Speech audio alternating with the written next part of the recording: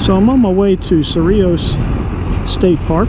It's in between, about halfway in between Albuquerque and Santa Fe, New Mexico. I'm going to take the scenic route there, of course, because I have an adventure bike. And that gets me to thinking that, you know, this is a good way for me to explain why I think that adventure bikes have it all. Just got off the interstate. Now I'm on a country road of some sort. You know, it's paved.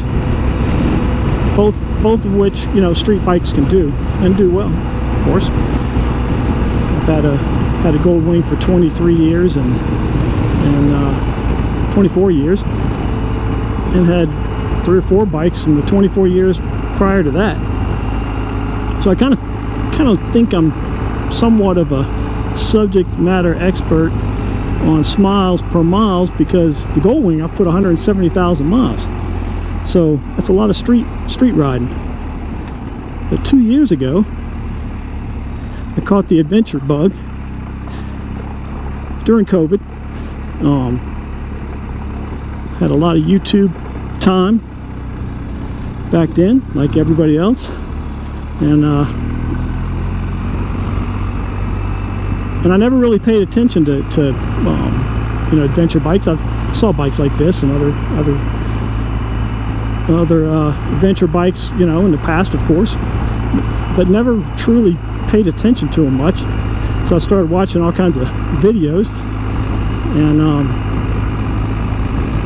I'll tell you what, there's just something about being able to ride off-road. I mean, my Gold Wing could ride on this road right now like it is, but it's not designed to, and it would beat it up, you know, and rattle stuff loose probably.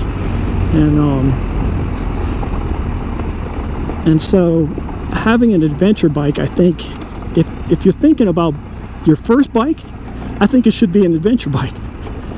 If you're thinking about adding a bike and you don't have an adventure bike, of course I think you should add an adventure bike, so that you can take roads just like this, or asphalt roads, right?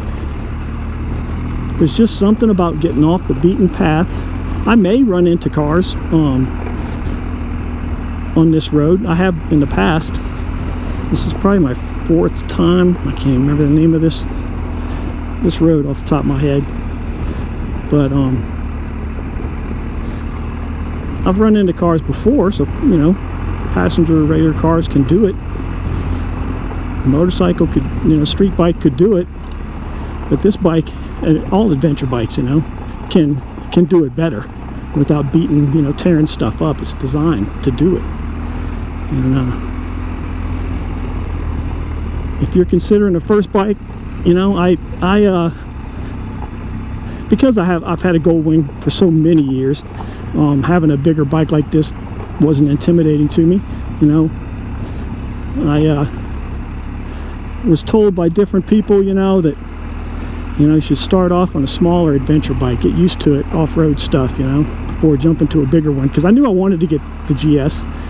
It's the king of adventure bikes, invented the category, and in my opinion has ruled the category for the best overall adventure bike. But you don't have to spend this kind of money to have one. You know, there's 250cc adventure bikes out there that may not have all the fancy stuff, may not ride quite as good, but they can ride on the street, and they can ride on this stuff, and you can have just as much fun, you know, when it's all said and done.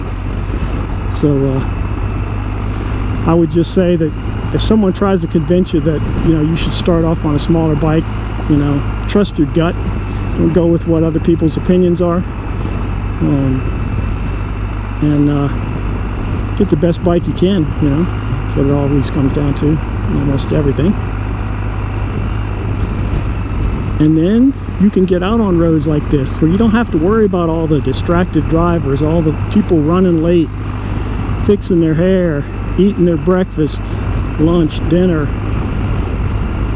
listening to music too loud, where they're not paying attention and looking out for us. I'm pretty sure I don't have to worry about that right out here, right? And you can take roads like this at whatever pace you want. And I'm doing 25. I could go a lot faster, but there's no need to. Enjoying this ride. I love this countryside. Sandia Mountains over there, and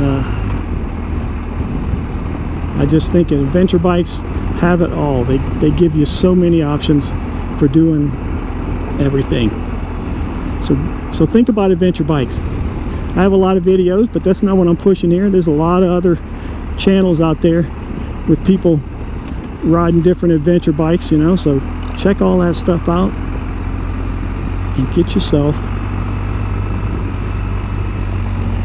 the best adventure bike that you can, and get out there and enjoy a whole new aspect of riding that just isn't possible to have when you're on a street bike.